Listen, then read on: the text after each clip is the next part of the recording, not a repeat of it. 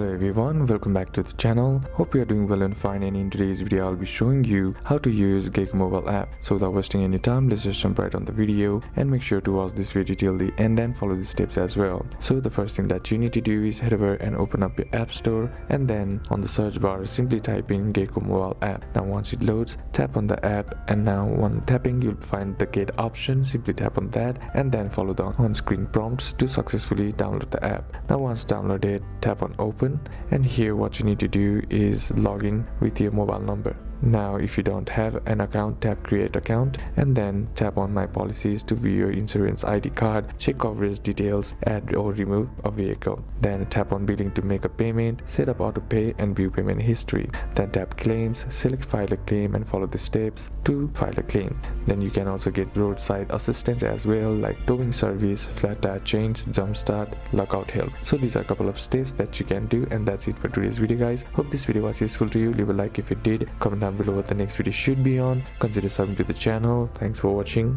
Bye bye.